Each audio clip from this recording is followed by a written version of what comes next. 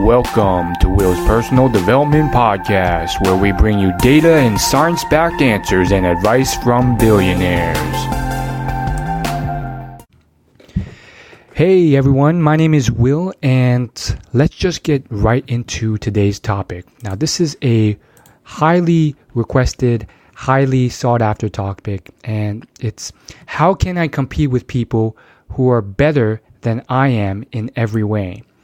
And this is something that a lot of people struggle with. They don't know what levers of success that they can use to succeed. Maybe they're just out of school, or maybe they're working really hard, but they don't know what that they can do to fully optimize their success and succeed. Now, we're going to be covering a lot of these levers and having a lot of evidence to back up what I say, from billionaires, from science, from studies of evolutionary biology. So you really want to stick around. This will really help you out. And I'm sure everyone has struggled with this at some point in their life, whether it's at school where they know someone, or pretty much everyone in their class seems to be very successful and they have all these talents and skills that they're good at, or maybe they're already like on top of the world and traveling the world and running a business, and you're just wondering, how did they do it? How come they succeeded when I didn't? And maybe you feel inferior or stupid, or you're just confused as to what to do next. So there's a lot of levers, and I want to start with the first one, which is hard work. Now, this may seem like common sense, but let's dive more into it. Let me give you a story by Will Smith. So he said this on many interviews. You can look it up if you don't believe me. Will said that there's only one trait that made him succeed. There's people that were better than him in every other area. People were sexier than him, smarter, more funny, etc., etc. But what made him succeed was his sickening, disgusting hard work. Now, the billionaire Elon Musk, he said something similar. He said this in commencement speeches, which again you can find on YouTube. He basically said that if you work twice as hard as your competitors, your business will achieve the same results in half the time. What takes them a year will take you 6 months. And you will succeed by just doing that, because you'll get a lot more done. You can move a lot faster, etc., etc. And this is a bit of a topic for another video, but I've been testing and experimenting with ways of really working harder. I would say I've gotten it down to a point where I definitely work harder than the average person, but I'm not at that point where I can be world class at it. Someone like Will Smith, who can literally just bang out weeks on end of gut-wrenching 20-hour days. And I found that what you really need to get to that level is a deep, deep motivation beyond just, I want to be rich or I want to be famous, because it's not deep enough to get you through the tough times that make you want to quit or do something else. And what I found, whether it's Steve Jobs when he talked about this with Bill Gates before he died, or Will Smith or Warren Buffett, they all said the same thing, which is that they found something that was so fun, so interesting, that they were so passionate about, that work became play. Again, there's so many others who have said this: Richard Branson, John Paul DeJoria, etc., etc. And the thing is, it's not easy to find. Warren Buffett says you're not going to find it on your first job out of school. And I think it takes time to discover, and it's more about working slowly towards it, and really trying things out and seeing what you don't like, and engineering or crafting your job or your career or your business slowly towards moving more and more towards it. There's an entrepreneur, his name's Gary Vaynerchuk, and he was in his 40s and 50s, and he was still working on it. And he said he got to a point where there was just 1% that he didn't like. And he ended up changing his whole business and lifestyle to get rid of that 1%. So it's almost like an endless journey. And there's no perfect, but if you can move more and more towards that, it just gets better and better. And some people are more fortunate to get it early on, some are worse, but you can't leave it up to chance. You have to kind of move towards it. So second factor to success. Second thing that you can do is emotional intelligence. Now, this is a buzzword in the personal development and entrepreneurship communities. People talk about this all the time. They love dropping this word to seem smart, and it kind of annoys me a bit. But again, there is a lot of truth to this word. So let's just go back a little bit and give you a little story about what this word is and how it came about. So for many, many years, pretty much up until the last century, people thought that you were kind of just born or not born with the talents that you needed to be successful. And if you were so lucky to be born with a high IQ, you succeeded. And many people still think this way, and I don't blame them, because most other animals in the animal kingdom, they kind of work this way when you study how genetics and natural selection work. But humans are a very unique species because we have so much ability to change our brains, our thinking, our abilities, our skill sets, and there's so many different ways to succeed in the world. And so EQ, otherwise known as emotional intelligence, was discovered and then popularized in the 90s from two big books on the topic. And that kind of just took off, and then Bill Gates mentioned it a few times, and then it just took off from there. And now a lot of people love dropping that buzzword. So what exactly is this? It's basically the ability to empathize and understand other people's emotions and feelings from their perspective, and then navigating those social situations, whether it's like a large group or a small setting, so that you can really communicate and help that person and help the tribe out. And by doing so, you succeed as well. So an example would be just understanding, maybe, let's say your wife or your girlfriend is crying. Well, why is she crying? And really being able to understand the truth behind those emotions and really understand her perspective. Oh, this place is really loud for her. For a female, this place is not really engaging. Oh, this or that. And really understanding her perspective and really being able to empathize and talk with her and navigate that situation. And of course, there's two main books on the topic, Emotional Intelligence and Emotional Intelligence 2.0. And those books will go into more detail on what it is, the science behind it, and techniques that you can use to improve your EQ. And what really made this such a movement was the fact that a lot of people were excited because it was proven to be a skill that you can actually improve on, like basketball or football or anything else if you practice. Whereas in the past, IQ was something that was fixed and you're kind of screwed. So it gave people hope. And that's really a interesting thing. So check that out. The third thing that you can do to be successful is work efficiently, effectively, and productively rather than just busily. Now, we touched on hard work, but I know some people who work 60 to 80 hour work weeks, and they work quote unquote hard, but they work minimal wage and they're not progressing anytime soon. In fact, some of them have been doing the same thing for decades and they're already in their 40s. So why does this occur? Well, it's because they do a lot of busy work, and when they're working, most of the time they're not working, and they're a lot less efficient than they think they are. And you'll catch them chatting with their friends and doing this, but they work hard enough so that their bosses don't notice.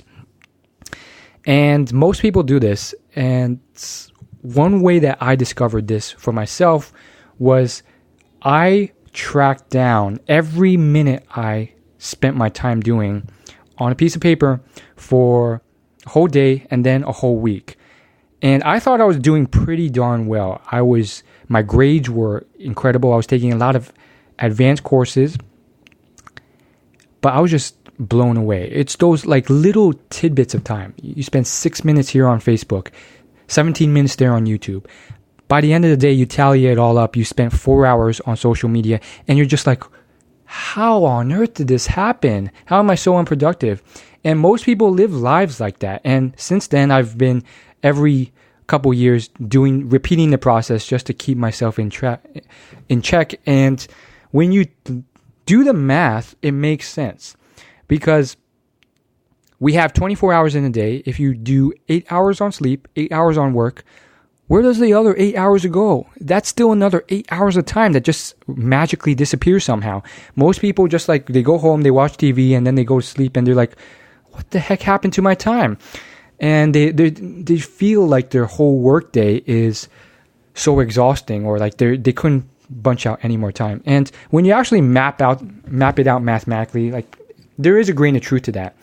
We don't really ever acknowledge or take into account the oil changes or chores or cooking the food or doing the laundry, all those things that add up as well. But even when you add those up, generally speaking, most of us still have, even on a work day, at least 3 hours of free time. So that's really, really interesting. Work hard, effectively, and efficiently, not just on random stuff. When you're working, actually do work. Now, the fourth tip that I want to share with you is social intelligence. Now, you might be like, okay, another form of intelligence? What the heck? Well, this one is also improvable, but here's why this is probably even more crucial than EQ or even hard work. And here's the big reason. It's because you can work really hard, but if you don't win over the people that can sabotage your success, you can screw yourself over. And there's this great book on this topic called Mastery by Robert Greene. And he basically details about 50 to 100 masters, people who were the best musicians, artists, performers, all these different successful people. And he really examines their life and identifies why they were successful. And throughout the book, he keeps bringing up social intelligence. And basically, a lot of these people, some of them were compared with others who were in the same field who didn't succeed because they weren't socially intelligent. So people killed them, or they were excommunicated, or they were neglected because they failed to acknowledge the people around them and win them over. And because they didn't, these people, out of envy, greed, jealousy, or a number of other emotions, ego, killed them off.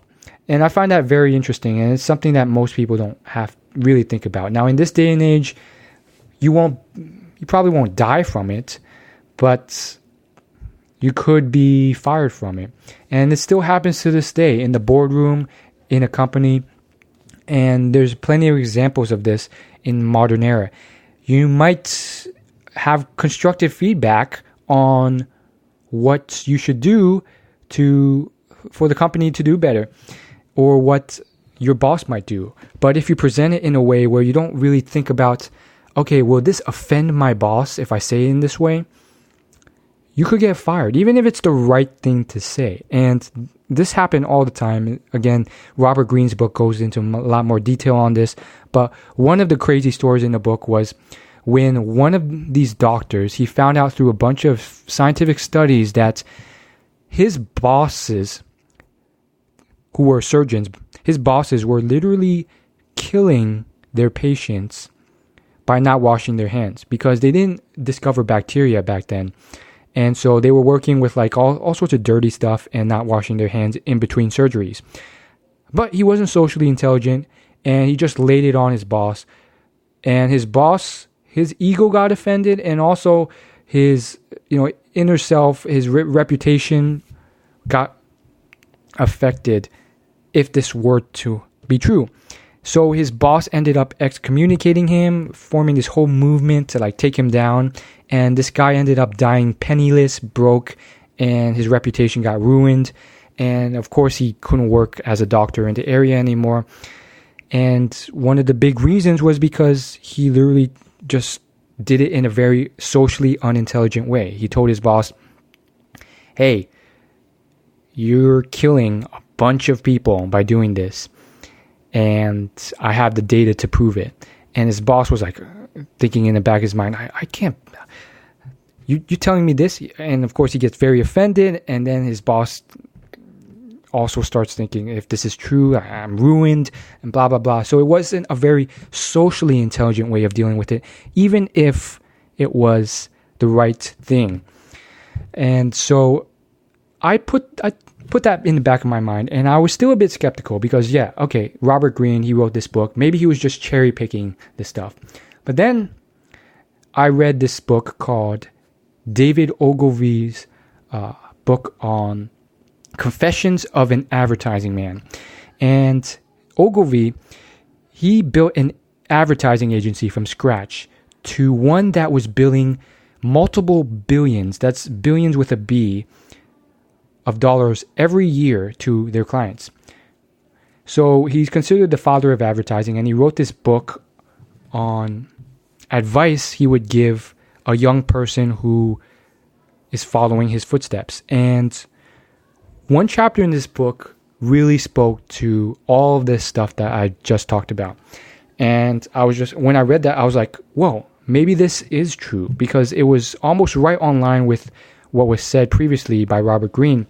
And basically what he said was that if you are just starting out, you have to be patient, you have to remain behind the scenes. You don't want to draw too much attention to your achievements or anything. And you will not be praised, credited for many years. And you have to be okay with that. Because if you draw too much attention when you're just starting out, your peers will destroy you out of envy, greed, and jealousy. And I think it's an interesting thing. Now, personally, I know I'm Asian American, and I know Asian American friends and acquaintances as I grew up who were like this to an extreme extent, and it didn't feel right. When I compare that to some of the most successful people, they were always very giving and loving, and they helped others. But some of these Asian friends, they were just like very selfish. If they had some advantage, they wouldn't share that study tip or advice, etc., etc. And so I'm not telling you that you should be selfish or hold back from helping others. What I am saying is that sometimes a socially intelligent thing to do if you want to really work your way up in an organization is to be patient and not showboat or really say how great you are. And that doesn't mean be selfish with your work or hide it to the extreme that I've seen people do. It just means, be a little bit more cautious. And that's all I got to say about that. Of course, I can talk a lot more about that, but that's basically the nuts and bolts of it. Another lever that you can do to succeed. And again, let me just emphasize that most people will just stop at hard work, and that's all the advice they'll tell you. In fact, a lot of average people will say that. But as you can tell, there's a lot more to it than that.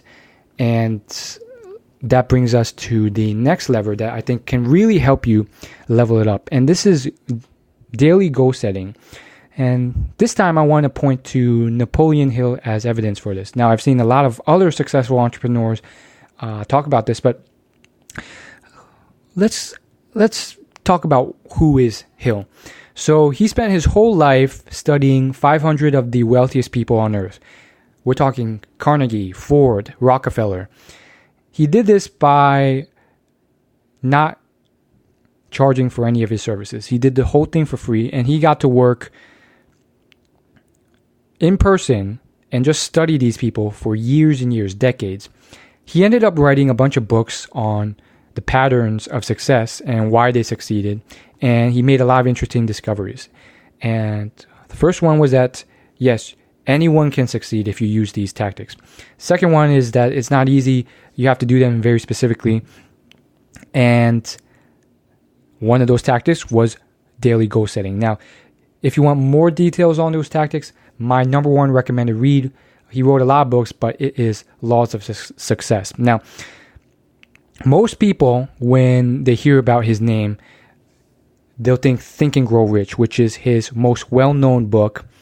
But he actually wrote that because it was towards the Great Depression and no one would buy his thicker book, Laws of Success. So he wrote a pamphlet version that was a fraction of the size and kind of skimmed over the topics. And that was known as Think and Grow Rich. And it really kind of catered well to the people who didn't mind reading 100 or 200 pages.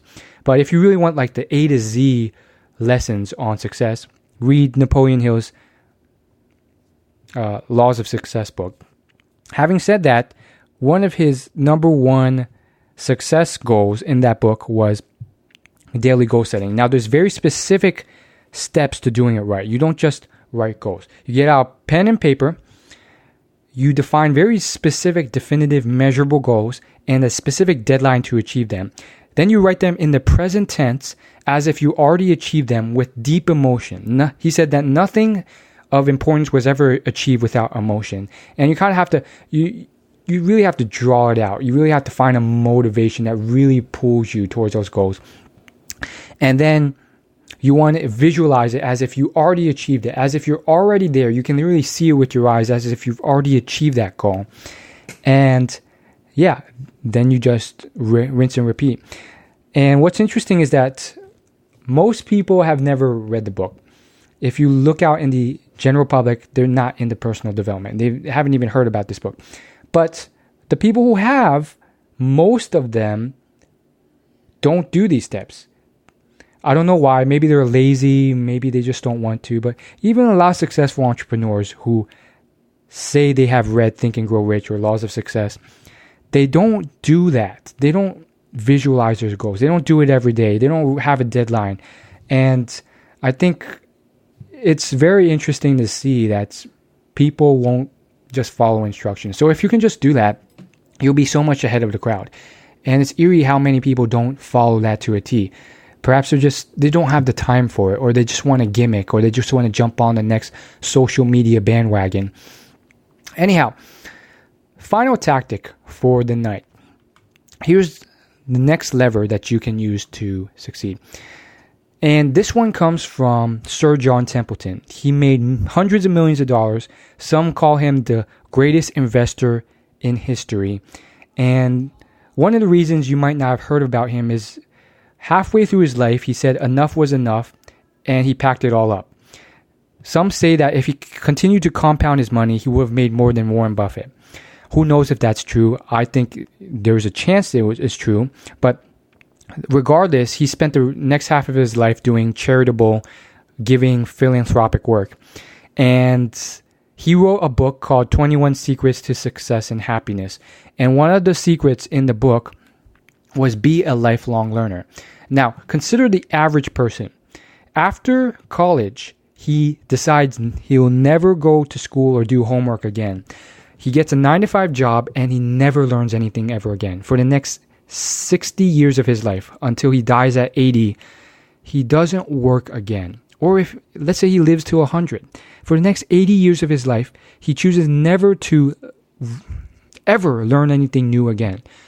But successful people, they learn throughout their life. Even after school is done, they're reading books, they're listening to podcasts, they're investing in personal development courses, they're investing in business courses, business books. They're surrounding themselves with mentors and absorbing their advice and getting better. And on a weekly or monthly or even yearly basis, you might not see much of a difference in progress between those two people, the average person and that successful person, at least starting out. But as that person ages and he gets to the age of 30, 40, 50, 60, it starts compounding. That extra time he spent in the car or at the gym, listening to audiobooks or really developing his mind, or those extra networking events he went to, or that extra time he spent with his mentors. It all starts building and building. And again, Templeton's not the only person to say this. There's plenty of other successful people who have said this. There's this really well-known interview on YouTube. It's got a bunch of views. And basically, it has Warren Buffett and his partner, Charlie Munger, sitting there. And Charlie just starts talking, and he's like in his late 80s. And he just starts talking about why Warren Buffett succeeded. And he says, one of the reasons is because Warren has been a lifelong learner. He's a lot better in his 80s than he was in his 60s. And it's because he's a voracious reader. This man spends 6+ hours a day reading easy. 6+ hours a day. Now, maybe you don't have to go that far, but I think you don't have to put in that much effort to beat the average person, because the average person doesn't even know this.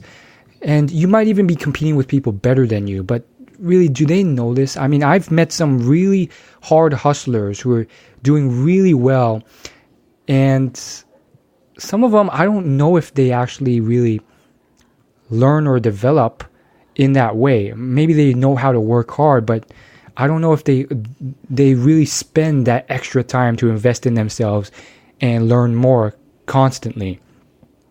And that's what I aim to do, and I hope you will do that as well.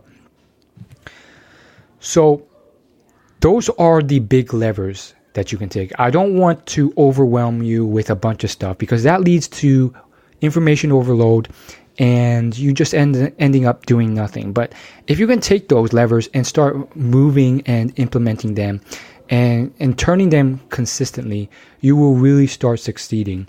And I just want to conclude with a few more success levers that you can use so that you can compete and perform better than people that seem to be better than you in almost every way. And I really encourage you to actually take action on this rather than just let them sit there, because what's the point of that? By just having knowledge in your head without using it, it's pointless. So I want to conclude with a story by Bill Gates and Warren Buffett. So their father got them together for the first time, Bill Gates' father. And he had a few other people there, about a dozen people. And he said, everyone get out a piece of paper, and I want you to summarize in one word why you succeeded. And everyone thought about it, and then they wrote down the word. And surprisingly, again, no one knew what anyone else wrote down. Warren and Bill wrote down the same word, which was focus. So another key to success is really focusing, that having a deep, specific focus on what you want to achieve, a very definitive goal in mind.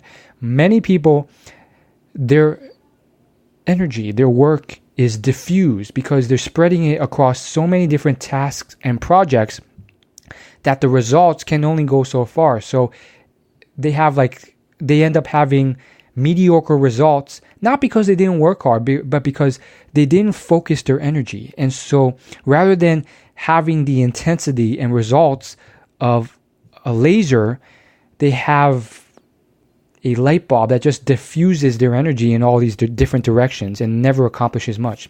So keep that in mind. And I just want to end with a bonus tip. The bonus tip is meditation. Now, this one is just something I've noticed a lot of successful people, like a staggering, eerily large amount of successful people do. And I've studied thousands of successful people, millionaires and billionaires, and a large pattern of them meditate, which is very funny because most of them are white Caucasian males, and this is a Western practice. This isn't a practice that is well known in their culture. And so, does correlation prove causation? Just because all of them meditate, does that necessarily mean that it has anything to do with their success? Maybe, maybe not. It's not definitive.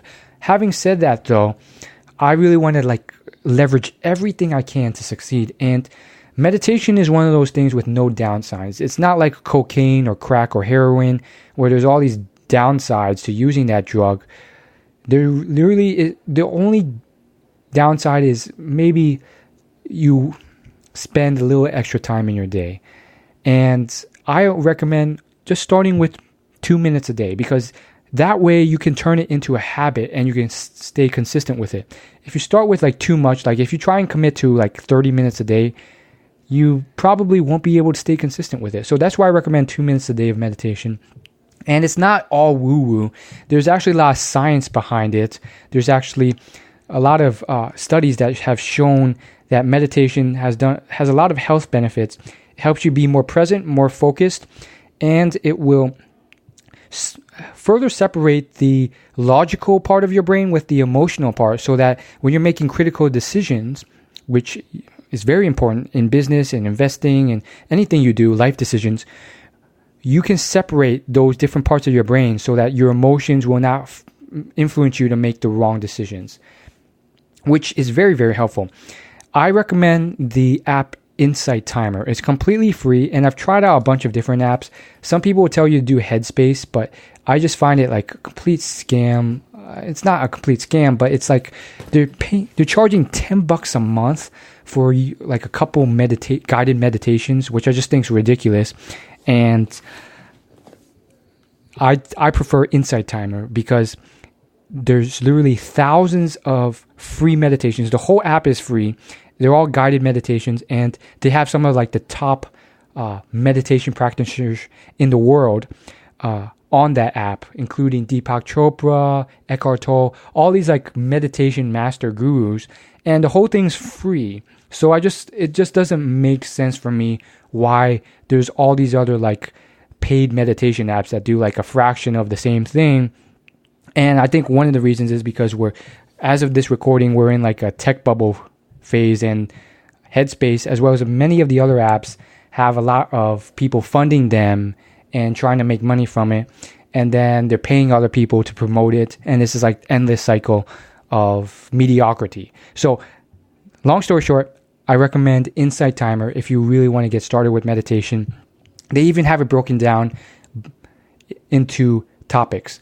They have meditation for beginners, meditation for relaxation, for self-love, for self-esteem, for confidence, for mindfulness, etc., etc. And the whole thing is free. They don't even have an option for you to buy anything. And they have thousands of guided meditations for you there. So check that out. You can download it on your phone for free. And that's a little bonus recommendation. Just try out meditation. You will not see the effects immediately. It may take a year, 2 years, 3 years to really see it, but it is well worth it. And it's one of those little hacks, little advantages that you can have that most people will never even be aware of. So that's it for this video. Are there more levers to success that you can use to succeed? Yes, but those are the heavy hitters. And again, I don't want to overwhelm you. I challenge you right now to do one thing to move towards success by using one of these tips that I shared with you. And I just want to thank you so much. And if you want more podcast episodes like this, make sure you hit that subscribe button. Otherwise, you won't know when I release a new episode. So keep in touch, and I will see you in the next episode. Thanks again.